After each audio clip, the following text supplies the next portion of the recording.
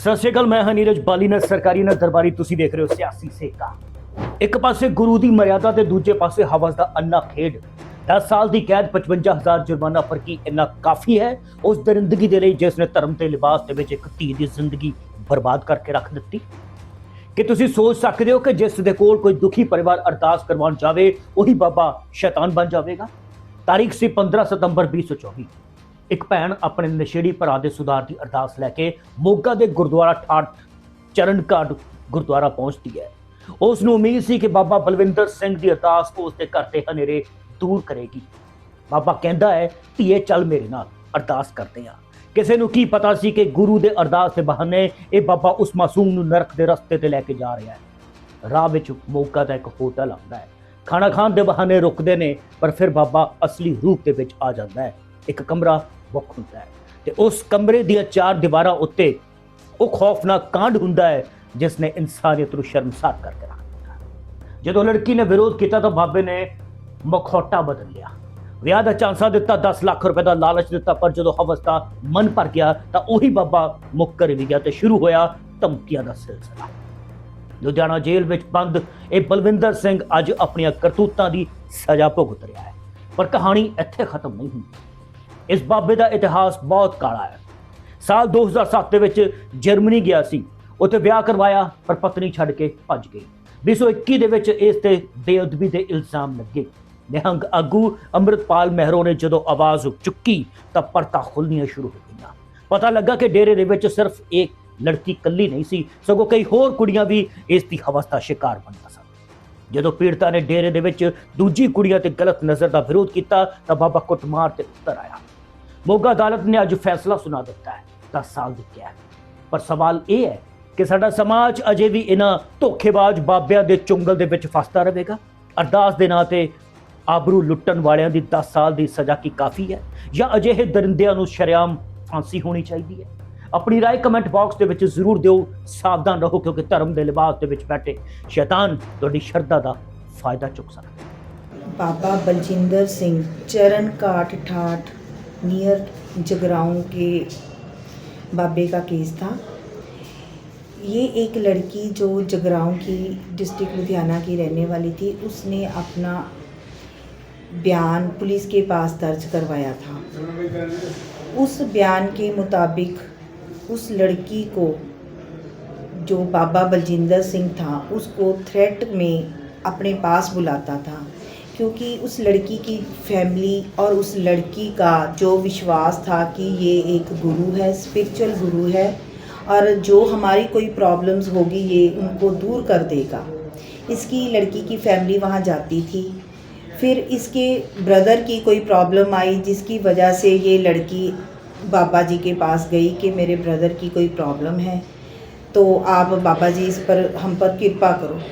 लेकिन ये बाबा बलजिंदर सिंह ने उस लड़की के विश्वास को तोड़ा और उसको अपने अनड्यू इन्फ्लुएंस में लिया और उसको बोला कि तुम्हारे भाई को अगर ठीक करना है तो किसी जगह पर मेरे साथ जाना पड़ेगा, वहाँ पर जाकर हम पाठ पूजा करेंगे जिससे तुम्हारा भाई ठीक हो जाएगा। ये उसी लड़की विश्वास से के साथ उसके साथ चली गई और वहाँ ये जो बाबा बलजिंदर सिंह एक्यूज़्ड है उसको एक होटल में लेके गया। वहाँ पर उसने इसके साथ इसकी मर्ज़ी के बिना रेप किया और उसके बाद भी उसको अपने डेरे में बुलाता रहा। इस जो डेरे में बुलाता था, इसकी एक वीडियो भी थी जो हमने कोर्ट में उसको दिखाई, जिसमें ये बाबा उस लड़की को अपने डेरे में बुलाता है और उसके साथ उसने गलत काम किया और उसको धमकी दी कि अगर तुम किसी को ये बात बताओगी तो मैं तुम्हारी फैमिली को और तुमको जान से मार दूँगा।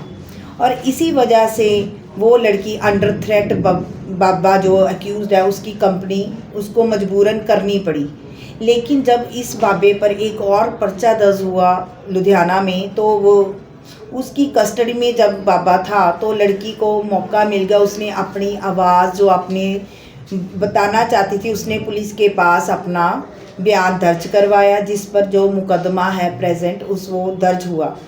और उसके बाद उस लड़की ने अदालत में आकर भी अपनी गवाही दी बाबे के ख़िलाफ़, और उस गवाही को मद्देनज़र रखते हुए और हालात के जो केस के सारे हालात थे उसके करते हुए जज साहब ने, महायोग श्री बिशन स्वरूप जज साहब ने, उन्होंने दोषी को 376 आईपीसी की धारा में 50,000 रुपये जुर्माना और 10 साल की सज़ा सुनाई और धारा 506 आईपीसी में 2 साल की सज़ा और 5,000 रुपये जुर्माना की सज़ा सुनाई है।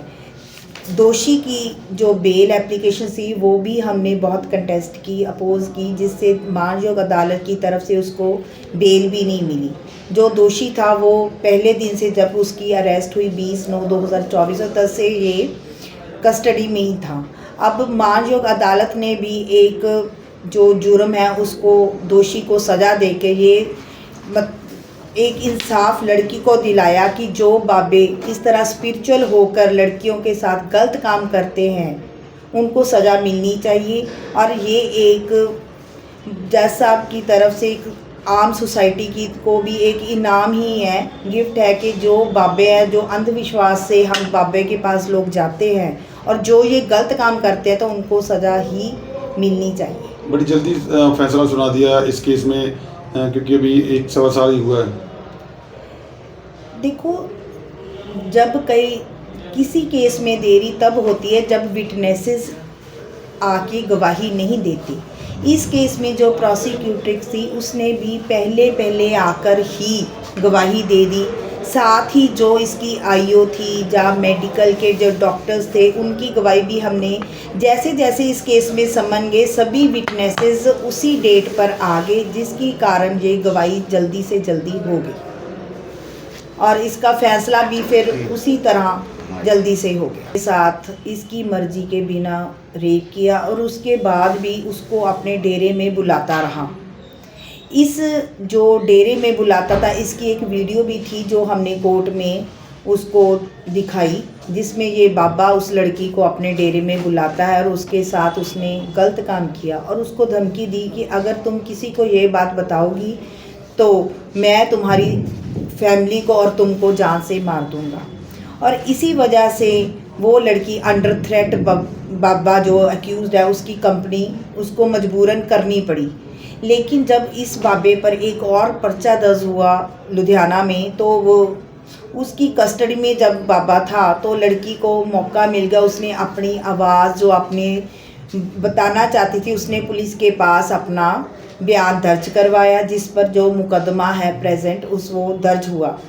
और उसके बाद उस लड़की ने अदालत में आकर भी अपनी गवाही दी बाबे के ख़िलाफ़ और उस गवाही को मद्देनज़र रखते हुए और हालात के जो केस के सारे हालात थे उसके करते हुए जज साहब ने, महायोग श्री बिशन स्वरूप जज साहब ने, उन्होंने दोषी को 376 आईपीसी की धारा में 50,000 रुपये जुर्माना और 10 साल की सज़ा सुनाई और धारा 506 आईपीसी में